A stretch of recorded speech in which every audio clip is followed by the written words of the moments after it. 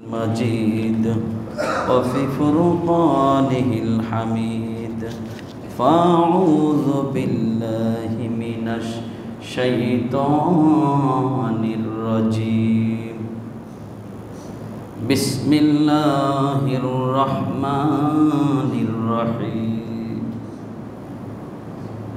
إنما يعمر مساجد الله من آمن بالله واليوم الآخر وأقام الصلاة وآتى الزكاة ولم يخشى إلا الله فعسى أولئك أن يكونوا من المهتدين.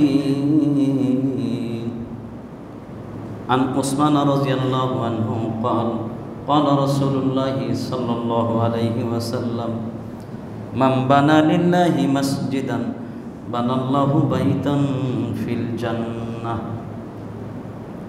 رواه البخاري ومسلم. উপস্থিত সম্মানিত মুসলিম কিরাম, পর্দার আড়ালে আমার পর্দানিশীল মা ও ভগ্নীগণ, প্রশংসা মাত্র সে এমন রব্বুল আলমিনের দরগাহে যে আল্লাহ পাক রব্বুল আলমিন আমাদের যাদেরকে ভালোবেসেছেন তাদেরকে খুতবার পূর্ব মুহূর্তে জামে মসজিদে এসে বসার তৌফিক দান করেছেন। এই জন্য আমরা সর্বপক্ষে সে এমন চেষ্টা শুকরিয়া জ্ঞাপন করতে সকলে বলি আলহামদুলিল্লাহ। অতবার দরুদ ও সালাম বর্ষিত হোক নবী করিম শিরোমণি আকিন নামদার তাজাদার মদিনা ইমামুল মুরসালিন খাতামুন নবিয়্যিন জনাব আহমদ মুজতবা মুহাম্মদ মুস্তাফা সাল্লাল্লাহু আলাইহি ওয়াসাল্লামের প্রতি। আজকের জুমার খুতবার সংক্ষিপ্ত আলোচ্য বিষয় মসজিদ আবাদ করা মুমিনের নৈতিক দায়িত্ব এবং পরবর্তীতে দ্বিতীয় পর্যায়ে আলোচনা হবে জুমার দিন করণীয় এবং বর্জনীয়। এই দুটি পয়েন্টকে সামনে রেখে কিছু আলোচনা করা হবে ইনশাআল্লাহ। গেটটা বন্ধ করে দেন। আমরা একটু মনোযোগ সহকারে শুনবো যে আসলে আমরা সমাজে বিভিন্ন প্রকারের নামাজি রয়েছে। কেউ আছে শুধু আসে আর চলে যায়। আসলে প্রকৃতপক্ষে মসজিদ আবাদ করা কাকে বলে, কি কি কাজ করলে মসজিদকে আবাদ করা হয়, প্রকৃতপক্ষে মসজিদ আবাদকারী হকদার কারা, এই পয়েন্টগুলোতে আলোচনা করবো ইনশাআল্লাহ। আল্লাহ পাক রব্বুল আলামিন তার মহাগ্রন্থ আল কোরআন সূরা তাওবার মধ্যে পৃথিবীতে যত মসজিদ আছে এই মসজিদগুলো দুই ভাগে বিভক্ত করেছেন। আলোচনাগুলো মনোযোগ দিয়ে শুনবেন। পৃথিবীতে যত মসজিদ রয়েছে এগুলোকে আল্লাহ পাক দুই ভাগে বিভক্ত করেছেন। এক নম্বর মসজিদ হচ্ছে যেগুলো তাকওয়ার উপর তৈরি করা হয়েছে, মসজিদের তাকওয়া, অর্থাৎ একমাত্র আল্লাহর সন্তুষ্টির জন্য যে মসজিদগুলো করা হয়েছে সেটা হলো মসজিদের তাকওয়া। আর দ্বিতীয় প্রকার হচ্ছে মসজিদের জেরার, ওই সমস্ত মসজিদ যে সমস্ত মসজিদ থেকে কোরআন সুন্নাহ বিরোধী কাজ হয়, ইসলামের ক্ষতি সাধন করার উদ্দেশ্যে যে মসজিদগুলো তৈরি করা হয়েছে সেই মসজিদগুলোকে বলা হয় মসজিদের জেরার। আপনারা যদি শুধু এই সংজ্ঞাটা স্মরণ রাখেন তাহলে নিজেরাই পার্থক্য করতে পারবেন যে প্রকৃত আল্লাহর সন্তুষ্টি অর্জন করার জন্য মসজিদের তাকওয়া কোনগুলোকে বলা হয় আর মসজিদের জেরার কোনগুলোকে বলা হয়। এই সংজ্ঞাতে কিয়ামত পর্যন্ত যত মসজিদ আছে দুই সংজ্ঞার ভিতরে পড়ে যাবে ইনশাআল্লাহ। প্রথম নাম্বার মসজিদের তাকওয়া বলা হয় ওই মসজিদকে যেই মসজিদগুলো একমাত্র আল্লাহর সন্তুষ্টি অর্জন করার জন্য তৈরি করা হয় শুরু থেকেই। আর দ্বিতীয় নাম্বার মসজিদ হচ্ছে যেই মসজিদগুলোকে ইসলামের ক্ষতি সাধন করার জন্য, যেখানে ইসলাম বিরোধী কোরআন সুন্নাহ বিরোধী কার্যকলাপ পরিচালিত হবে, ইসলামের ক্ষতি হবে, এই উদ্দেশ্যে যেই মসজিদগুলো সেগুলো মসজিদের জেরার বলা হয়। আল্লাহ পাক বলছেন লামাসজিদুন উসসিসা আলাত তাকওয়া মিন আউয়ালি ইয়াউমিন আহাক্কু আন তাকুমা ফিহি। ওই সমস্ত মসজিদ যেগুলোকে তাকওয়ার উপর ভিত্তি স্থাপন করা হয়েছে একমাত্র আল্লাহর সন্তুষ্টি অর্জন করার জন্য, আল্লাহ বলছেন প্রথম থেকে যেই মসজিদগুলো এইভাবে তৈরি করা হয়েছে সেই মসজিদ আহাক্কু আন তাকুমা ফিহি। হে নবী, আপনি তো এই সমস্ত মসজিদে দাঁড়ানোর যোগ্য। আপনি যেই মসজিদগুলো আল্লাহর সন্তুষ্টি অর্জন করার জন্য আল্লাহর বিধিবিধান মান্য করার উদ্দেশ্যে যেই মসজিদগুলো তৈরি করা হয়েছে, আপনার জন্য তো এই মসজিদগুলোতে আপনি দাঁড়ানোর যোগ্য। এরপরে বলছেন ফিহি রিজালুন, এগুলি এমনই একটা মসজিদ যেখানে এমন কিছু মানুষ আছে ইহিব্বুনা আন ইয়াত্তাহারু, যারা পবিত্রতাকে খুব ভালোবাসে। মানে আল্লাহ ভীরু মসজিদ, তাকওয়া ভিত্তিক মসজিদ যেগুলো, এই মসজিদে কিছু লোক থাকবে, কিছু মুসল্লি থাকবে, কিছু মানুষ থাকবে, আল্লাহ বলছেন তারা কি ভালোবাসে, পবিত্রতাকে ভালোবাসে। এরপর বলছেন আল্লাহু ইউহিব্বুল মুত্তাহিরিন, আর আল্লাহ এই পবিত্রতা অর্জন করে, যারা পবিত্রতাকে ভালোবাসে এদেরকে আল্লাহ ভালোবাসেন।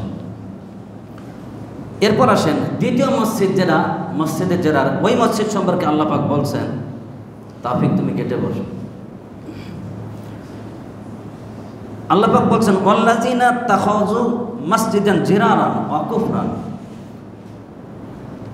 ওয়াল্লাযিনা তাখাযু মসজিদান, ওই মসজিদ যেটাকে তৈরি করা হয়েছে জিরারান, ইসলামের ক্ষতি সাধন করার উদ্দেশ্যে, ওয়া কুফরান, শিরক কুফরি কাজ করার জন্য, ওয়া তাফরিকাম বাইনাল মুমিনিনা, এবং মুমিনদের মধ্যে একটা দলাদলি তৈরি করার উদ্দেশ্যে, বিভ্রান্তি, মানুষ মুমিনদের মধ্যে একটা ফারাক, পার্থক্য, দলাদলি তৈরি করার উদ্দেশ্যে তৈরি করা হয়েছে। এরপর বলছেন ওয়া ইরশাদাল লিমান হারাবাল্লাহু ওয়া রাসূলাহু, এবং ওই সমস্ত লোক যারা ইসলাম বিরোধী কাজ করে তাদের জন্য এটা ঘাঁটি, এটা একটা আলোচনার জায়গা, যেখানে বসে ইসলাম বিরোধী পরিকল্পনা করবে, শিরক বিদআতের কাজগুলো পরিচালিত হবে, এমন কাজ করার জন্য যেই মসজিদগুলো তৈরি করা হয়েছে। আল্লাহ পাক এরপরে বলছেন শুরুতে, মানে আগে থেকে এরকমভাবে তৈরি করা হয়েছে চিন্তা ভাবনা করেই, যে এখানে যারা আল্লাহ বিরোধী কাজ করে, ইসলাম বিরোধী, আল্লাহ এবং রাসূল সাল্লাল্লাহু আলাইহি ওয়াসাল্লামের বিরোধী কাজ করে, এমন লোকগুলো যাতে এখানে বসতে পারে, এই উদ্দেশ্য তৈরি করা হয়েছে। এরপরে বলছেন ওয়ালা ইয়াহলিফুন্না ইন আরাদনা ইল্লাল হুসনা, কিন্তু যারা শিরক বিদআত করে, শিরক বিদআত পরিচালনা করার জন্য মসজিদ তৈরি করে, কিন্তু তারা কি বলে জানেন, তারা আল্লাহর কসম খায় বলে, আল্লাহর কসম খায় বলছে নিশ্চয় আমাদের উদ্দেশ্য শুধু এখানে ভালো কাজ করব। কথাগুলো মনে রাখবেন, সরাসরি সূরা তাওবা থেকে বলছে, 104 নম্বর আয়াত। আল্লাহ বলছেন যে যেই মসজিদটাতে ইসলাম বিরোধী, কোরআন সুন্নাহ বিরোধী, শিরক বিদআতের কাজ পরিচালিত হবে, সেই জন্যই তৈরি করা হয়েছে, কিন্তু তারা বলে আল্লাহর কসম খায় বলছি যে আমরা এটাকে তৈরি করছি একমাত্র ভালো কাজ করার জন্য। আল্লাহ বলছেন আল্লাহু ইয়াশহাদু ইন্নাহুম লাকাযিবুন, আল্লাহ নিজেই সাক্ষী দিচ্ছেন যে না, এরা হচ্ছে মিথ্যাবাদী, কখনো প্রকৃতপক্ষে ইসলামের কাজ হবে না, ইসলাম বিরোধী কাজ হবে, ওরা হচ্ছে মিথ্যাবাদী। একথা বলে আল্লাহ বলছেন লা তাকুম ফিহি আবাদান, হে নবী আপনি কখনো যেখানে ইসলাম বিরোধী কাজ হবে সেখানে কখনো আপনি দণ্ডায়মান হবেন না। মূলত রাসূলুল্লাহ সাল্লাল্লাহু আলাইহি ওয়াসাল্লামের যুগে ওই সময় আব্দুল্লাহ ইবনে উবাই ইবনে সুলুল, মক্কার কিছু মুনাফিক, তারা চিন্তা ভাবনা করলো যে সবসময় তো রাসূল সাল্লাল্লাহু আলাইহি ওয়াসাল্লামের সাথে থেকে সব কিছু করা যায় না, তা আমরা রাসূল সাল্লাল্লাহু আলাইহি ওয়াসাল্লামকে দিয়েই নতুন একটা পাশে মসজিদ তৈরি করব, যেখানে আমরা যারা আসি একত্রিত হয়ে, অর্থাৎ যারা ইসলাম বিরোধী লোক তারা একত্রিত কিছু পরামর্শ করতে পারবো, এই চিন্তা ভাবনা করে একটা মসজিদ তৈরি করার পরিকল্পনা করছেন। যে রাসূল সাল্লাল্লাহু আলাইহি ওয়াসাল্লামকে উদ্বোধন করে নেব ঠিক, কিন্তু ওখানে আমরা ইসলাম বিরোধী বিধর্মীদের সাথে চক্রান্ত করে কীভাবে ইসলাম বিরোধী কাজ করে এগুলো পরিকল্পনা করব, এই উদ্দেশ্য তৈরি করবেন, সেটা হচ্ছে মসজিদ জিরার।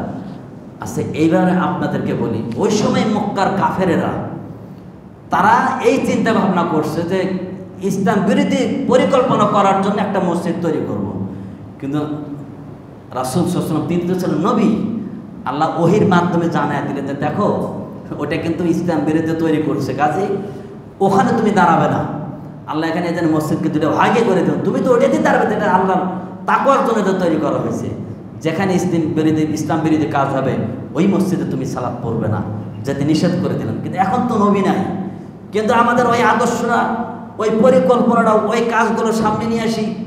বর্তমান যুগেও সারা পৃথিবীতে যে সমস্ত মসজিদগুলোতে সরাসরি কোরআন সুন্নাহ বিরোধী কাজ হয় আপনারা মিলে নেবেন, এখন তো ইন্টারনেটের যুগ, সবাই কোরআন হাদিস সঠিকটা জানি প্রায়, যে সমস্ত মসজিদগুলো ওই সময় মক্কার কাফের মুশরিকরা, ওই মুনাফিকরা তারা একটা মসজিদ তৈরি করতে যে ইসলাম বিরোধী কাজ করার জন্য, এখনও যে সমস্ত মসজিদগুলো সুন্নাহ বিরোধী শিরক বিদআতের কাজ চলে, এগুলো মসজিদে জেরার। কারণ তখন তারা ইসলাম বিরোধী চক্রান্ত করার জন্য মসজিদ তৈরি করেছে, তাই আল্লাহ পাক ওহীর মাধ্যমে জানে মসজিদে জেরার ক্ষতিকারক মসজিদ।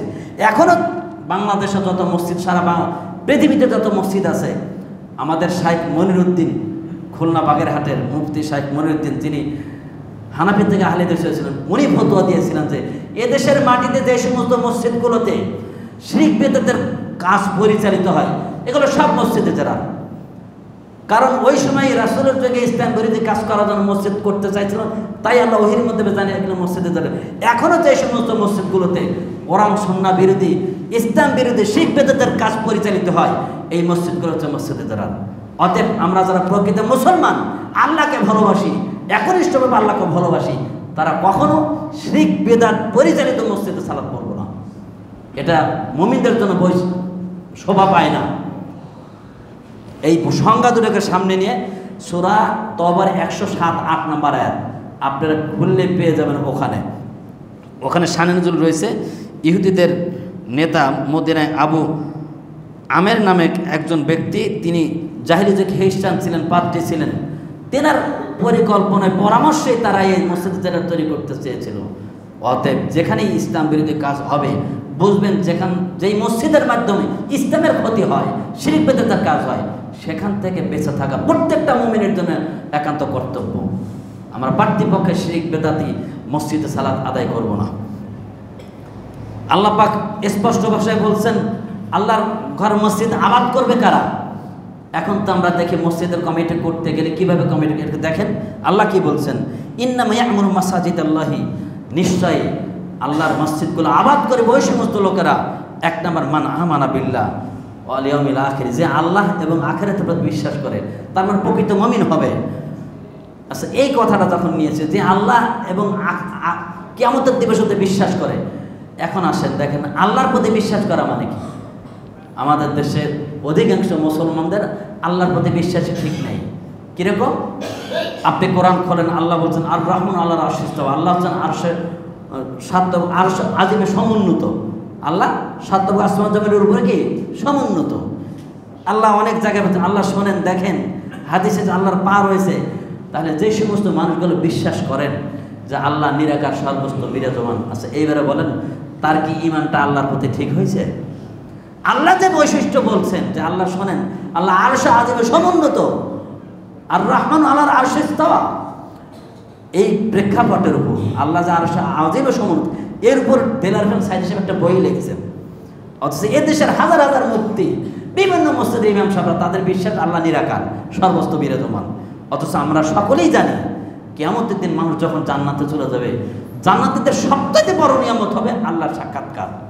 আচ্ছা বলেন তো দেখি, যেই ভাইগুলো দুনিয়াতে যাদের বিশ্বাস ছিল আল্লাহ নিরাকার সর্বস্ত বিরাজমান, আচ্ছা তারিতের জান্নাতে আল্লাহ তারা কাকে দেখবে বলেন তো? তার তো ইমানই ছিল আল্লাহ নিরাকার, আল্লাহর কোনো আকারই নাই, আল্লাহকে দেখবে কোথায়? তা আল্লাহ তো আকার নেই, ওর ইমানই ছিল নিরাকার আল্লাহর প্রতি। তার মানে এদের আল্লাহতে গন্ডগোল, ইমানই ভেজাল, ইমানই ঠিক নাই। এই জন্য আল্লাহ বলছেন আল্লাহর ঘর মসজিদ আবাদ করে যারা আল্লাহর প্রতি বিশ্বাস করে, প্রকৃতি বিশ্বাস করতে হবে। ভ্রান্ত আকিদে বিশ্বাস করে কখনো ইমানদার হওয়া যায় না। এরপরে আল্লাহ বলছেন দ্বিতীয় গুণ, ও আকামাস সালাহ, সালাত প্রতিষ্ঠা করবে, ও আতাজ যাকাত, যাকাত প্রদান করবে। এরপরে আল্লাহ বলছেন ওয়ালাম ইয়াখশা ইল্লাল্লাহ, যারা আল্লাহর ঘর মসজিদ আবাদ করবে তারা কেমন হবে? ওয়ালাম ইয়াখশা ইল্লাল্লাহ, তারা একমাত্র আল্লাহকে ভয় করবে, আর কাউকে ভয় করবে না। এই কয়টা গুণ থাকতে হবে। তাহলে দেখেন আমাদের দেশে তো যখনই মসজিদের কমিটি গঠন হয়, দেখা যায় এলাকার মধ্যে সবচেয়ে প্রভাববান লোককে, টাকা আলাকে বেশি, সে সুদখোর না ঘুষখোর ওটা দেখার বিষয় না, কয় তাকে বানালে মসজিদে টাকা বাঁধাবে, কি বলেন তাই না? আর আল্লাহ কি সেটা বলছেন? আল্লাহ বলছেন এমন লোক মসজিদের আবাদ করবে যে হবে ইমানদার, যে সালাত আদায় করবে 5 ওয়াক্ত। আমাদের সমাজে এমনও মসজিদ হতে যে মসজিদের সভাপতি কোথায় মসজিদে আসে না, সারা বছর বাইরে থাকে, ঢাকা শহরে চাকরি করে, সুদেরও চাকরি করে, মাঝে মধ্যে টাকার এমন পাঠায়, ইমামের বেতন দেয়, সভাপতি বসে রয়েছে। আর আল্লাহ কি এই কথাটা বলছেন? 1 নম্বর ইমানদার হবে, 2 নম্বর সালাত আদায় করবে, 3 নম্বর যাকাত প্রদান করবে, 4 নম্বর বৈশিষ্ট্য এমন ব্যক্তি আল্লাহর ঘর আবাদ করবে যে একমাত্র আল্লাহ ছাড়া কাউকে ভয় করবে না। আর আমাদের দেশের কমিটি তো দূরে থাকে, হুজুরাও আল্লাহর সাথে কমিটিকে বেশি ভয় করে, কি বলেন তাই না? কোনটা কই আর কোনটা রাখে, আবার কোন সময় চাকরি চলে যায়। দুঃখের কথা মনে পড়ে গেল একটা দীর্ঘ 20 বছর আগের ঘটনা। আপনাদের পাবনায় জনক মসজিদে ইমামতি করতাম, জুমার খুতবা দিতাম। দিতে হঠাৎ শুনতে পেলাম যে মসজিদের সভাপতি সব 60,000 টাকা মেরে খেয়েছেন। শোনার পরে ওই দিনে খুতবা দিয়েছিলাম যে মসজিদের দায়িত্বশীল কারা হবে, মসজিদের টাকা মেরে খেলে কি সমস্যা হবে, কড়া একটা বক্তব্য দিয়েছিলাম। মসজিদের জুমার খুতবার পরে কমিটি আমাকে ডেকে বললেন যে হুজুর, মসজিদে খুতবা দিলে আমাদের থেকে শুনতে হবে কোন পয়েন্টে আলোচনা করবেন আপনি। তা আমি বললাম, আমি কি আপনার টাকা দেখে না গোলাম নাকি, আপনার কথা মতো খুতবা দেবো? না রাখেন, কিন্তু আপনার কথা মতো খুতবা চলবে না। পরের সপ্তাহে খুতবা দিয়েছিলাম, সত্য কথা বলছি, শোনা কথা না। মসজিদের সেক্রেটারি সাহেব প্রত্যেক দিন এসে মসজিদে লাস্টে এসে কিন্তু ইমামের পিছনে জায়গাটা ফাঁকা থাকতো তার জন্য। ক্লিন শেপ মানুষ জুমার খুতবা শেষের দিকে আইসা ওই ইমাম সাহেবের পেছনে দাঁড়ায়। তো ওই দিন খুতবা দিলাম সেক্রেটারির বিরুদ্ধে। যে ব্যক্তি যদি কোনো ছাত্র সবসময় লাস্টে ক্লাসে যায়, বলেন তো শিক্ষককে তাকে ভালোবাসবে? তার তো নাম খাতায় নামে হাজিরাই হয় না। তো প্রত্যেক দিন লাস্টে এসে ফার্স্টে বসে। আমি বলছি যে আল্লাহর ঘর মসজিদে যে আগে বসে আগে বসবে, স্বয়ং প্রধানমন্ত্রীর জন্য জায়গা রাখা চলবে না। সেক্রেটারি পরে টাকা বলেন যে আপনি কি শুরু করছেন? সভাপতির বিরুদ্ধে খুতবা দেন, আমার বিরুদ্ধে শুরু করছেন। আমি বললাম না তো, আমি প্রকৃতি যেটা খুতবার সুন্নতের মধ্যে সেটা খুতবা দিয়েছি আপনাদেরকে। এরপরে তৃতীয় সপ্তাহে পুরা আলেমের মর্যাদার বক্তব্য দিয়ে ইমামতি ছেড়ে দিয়েছি। এটা আমার জীবনের কথা বললাম। তো আপনাদেরকে এটাই বলছি যে অধিকাংশ মসজিদ করে তো কমিটি গঠন এইভাবে যে কার টাকা আছে বেশি, ধনাঢ্য ব্যক্তি সে সুদখোর আর ঘুষখোরকে ওগুলা দেখার বিষয় না, টাকা আছে নাকি সেটা দেখো। আজকাল এইটাই হচ্ছে সমস্যা। ওই সুদখোর লোকে নিয়ে এসে ইমাম সাহেব খুতবা দিবার যাচ্ছে, তা আল্লাহ যদি সুদের বিরুদ্ধে কত খবর আছে। আবার ইমাম সাহেব জাকাত করতে আরো বিপদ, যে ওই বড় লোক জাকাত দেয় ইমাম সাহেব, যদি খুতবা উলট পালট আর বিরুদ্ধে পরের মাসে রমজানের জাকাতও পাবে না। সাবধান, আপনাকে অনুরোধ করছি। আল্লাহ নিজে বলছেন এমন লোক মসজিদের পরিচালক হবে যে একমাত্র আল্লাহকে ছাড়া কাউকে ভয় করবে না। কমিটি এমন হবে, ইমাম সাহেব এমন হতে হবে, তাহলে মসজিদটা আল্লাহর বিধান অনুযায়ী পরিচালিত হবে। অন্যথায় মসজিদ কখনো আপনি কোরআন সুন্নাহ ভিত্তিক পরিচালিত করতে পারবেন না। আলহামদুলিল্লাহ, আল্লাহর হাজার শুকরিয়া, আমাদের মসজিদ কমপক্ষে চেষ্টা করেছি, আমাদের মসজিদের কমিটি আলহামদুলিল্লাহ এইরকমই হয়েছে। আমাদের মসজিদ যারা পরিচিত তারা আমাকে কে বলে জানেন? বলে যে হুজুর কোরআন হাদিসের কথা যেটা আপনি সেটা বলবেন, সেটা আমার বিরুদ্ধে হতে পারে। এই জন্য আল্লাহর কাছে আন্তরিকভাবে দোয়া করি আমাদের মসজিদের পরিচালকদের জন্য। আল্লাহ যারা হকের প্ল্যাটফর্ম তৈরি করে দিয়েছে, যারা হক কথা বলার মতো একটা সুযোগ করে দিয়েছে, কঠিন কিয়ামতের দিন তুমি এদেরকে, যে এই দিন রাসূল সাল্লাল্লাহু আলাইহি ওয়াসাল্লাম দোয়া করেছেন, আল্লাহ ইসলামের ওমর এবং আবু বকর তুমি যাকে পছন্দ তার মাধ্যমে ইসলামের শক্তি বাড়িয়ে দাও ঈমান আনার মাধ্যমে। আল্লাহ পাক ওমরের মাধ্যমে ওমরের জন্য কবুল করেছিলেন। আমরাও দোয়া করি যারা হকের আওয়াজ পৃথিবীতে ছড়িয়ে দেওয়ার জন্য এরকম একটা প্ল্যাটফর্ম তৈরি করে সুযোগ করে দিয়েছেন, যারা সহজে দেখুন তাদের জন্য দোয়া করি আল্লাহ কিয়ামতের দিন তুমি আমাদেরকেও ওমরের সাথে রাসূল সাল্লাল্লাহু আলাইহি ওয়াসাল্লামের সঙ্গে জান্নাতে থাকার তৌফিক দান। আল্লাহুম্মা আমিন। আসলে কমিটি এরকমই হওয়া দরকার। দ্বিতীয় নম্বর কথা, লাস্ট কথা যেটা বলছিলাম যে একমাত্র আল্লাহকে ভয় করবে আর কাউকে না। আর আজকে আমরা আল্লাহর সাথে মানুষকে বেশি ভয় করি, হবে না। আপনাকে একমাত্র আল্লাহকে ভয় করে চলতে হবে, তাহলে দেখবেন ইনশাল্লাহ প্রত্যেকটা কাজে আল্লাহর রহমত পাবেন ইনশাল্লাহ। এরপর আসুন যে বিষয়টা আলোচনা করব, মসজিদ আবাদকারীদের নমুনা। কি কি কাজ করলে আসলে প্রকৃত মসজিদের আবাদ করা হয়?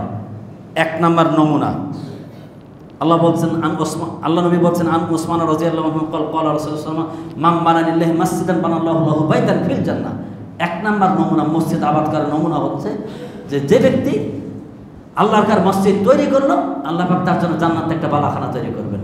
সুবহানাল্লাহি ওয়া বিহামদিহি। তাহলে মসজিদ আবাদ করার প্রথম নমুনা, যারা মসজিদ আবাদ করে তাদের এক নাম্বার আলামত বৈশিষ্ট্য হচ্ছে তারা মসজিদ তৈরি করবে, অর্থাৎ মসজিদ তৈরি করার সহযোগিতা করবে। এখন আসেন, মসজিদ তৈরি করতে সহযোগিতা কি খালি টাকা দেওয়া হয় নাকি?